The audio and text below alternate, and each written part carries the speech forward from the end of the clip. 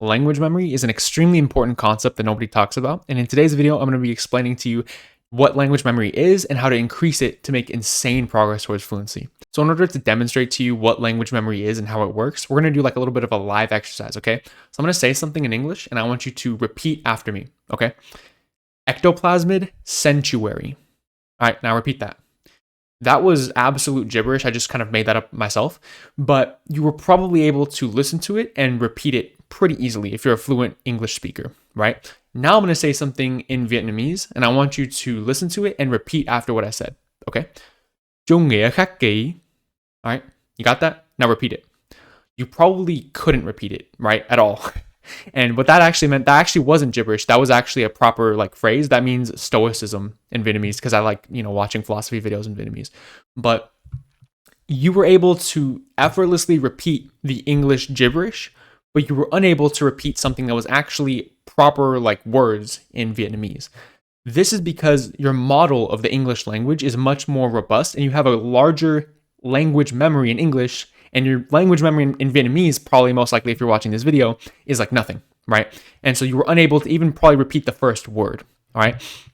This is a very extreme example because you're going from a language that you're fluent in to a language that you probably know zero of, but this exists in your target language as well. And you've probably often felt like times when you're listening to your target language and you're understanding in that very moment, but then when you're asked with like what they actually said, or you pause the show and you're trying to reflect on what was actually said, you actually didn't process it. So you understood it in the very moment that they were saying it, but then when you like literally 5 seconds later, you've kind of forgotten everything that they had just said. There could be a time when somebody says something to you like a phrase and you're trying to repeat back and you'd be able to pronounce it and everything, but you literally just don't remember what they said.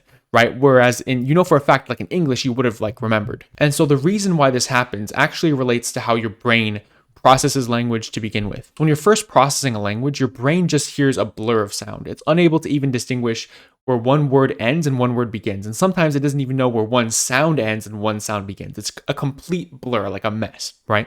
Eventually, once you get enough exposure and you start learning a couple words and things like that, you end up learning like where one word ends and one word begins. Where even when if somebody says a sentence composed of words that you've never even heard before, you'd kind of be able to map out individual words, right? Kind of like how you were able to do in English when I said ectoplasmid sanctuary, right? You were kind of able to know like where one word was ending and one word was beginning, even though they had like a bunch of syllables and all that stuff, right?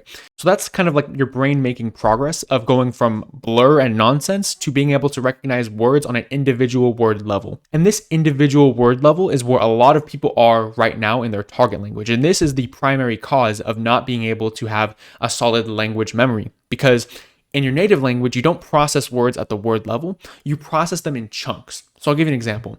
In English, when I say, I don't know, your brain understands that as one meaning. It doesn't individually process each sound like I, okay, means I, don't means, okay, do not. It doesn't actually do that. It just hears, I don't know, and it creates one meaning for that, right?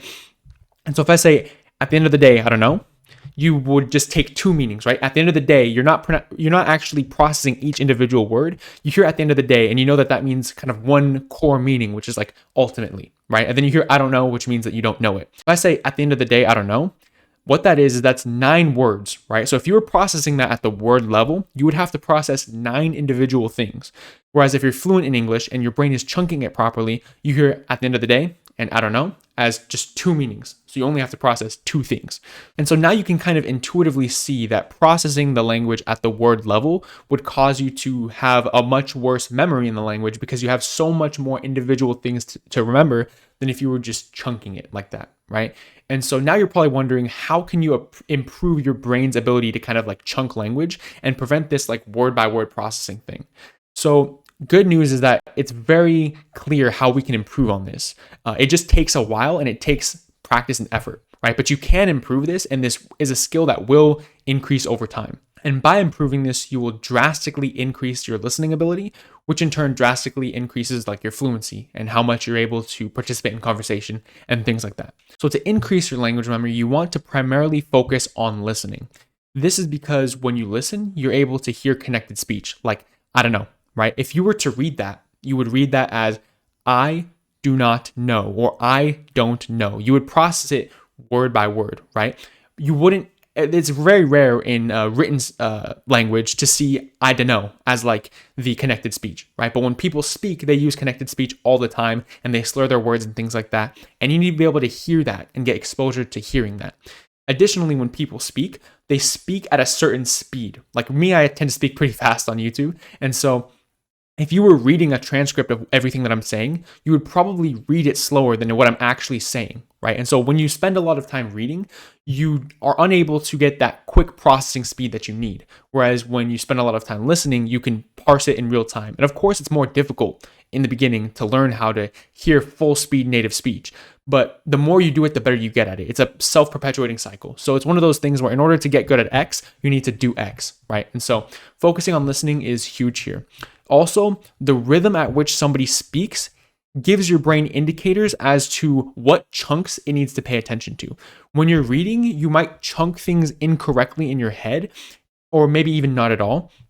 But when you're listening, the natural pauses and natural intonations that people have when they speak is able to indicate to your brain when it's a chunk, and your brain can naturally pick up on this thing by itself, right? So focusing on listening is huge for this. Additionally, another huge thing that you need to do is learn words in sentences, not individually. Learning words out of context is very unnatural because words rarely just appear out of context like that. And so when you always learn them in a sentence, your brain is able to pick up on the context and it helps your brain to be able to chunk these words even in different contexts later on down the line. Another like huge thing you can do with this is listen and repeat drills. Specifically search for videos on YouTube that are like sentence patterns for your language. Like search like top X sentence patterns in Vietnamese, Spanish, Japanese, whatever you're studying, right? Those videos are really, really good because they give you very common chunks with very common words. If you can't find any good sentence pattern videos for some reason, you can also just ask ChatGPT to give you common chunks for your language and kind of just listen and repeat to those as well. And listen and repeat is really, really good. I've talked about it a lot on the channel. Basically, when you listen and repeat, you work your ability to listen, and you work your pronunciation as well by repeating, and they kind of strengthen each other because they both use like different neural pathways and that type of thing. And when you repeat accurately and you repeat well, that's how you know that you're really listening properly. And it forces your brain to listen more intently because your brain knows that you're going to have to repeat afterwards. And in order to repeat it accurately, you have to hear it accurately. So that's like a super practical, good way to actually improve your language memory and to make sure that you're getting more out of your input and that you're actually retaining things, right? And this is just a huge, really important skill for language learning. If you found this concept kind of interesting and you want to learn more about how you can improve specific skills in language learning in order to really level up your progress, the video that's on your screen will be super helpful for you. That's about it. Thank you for listening.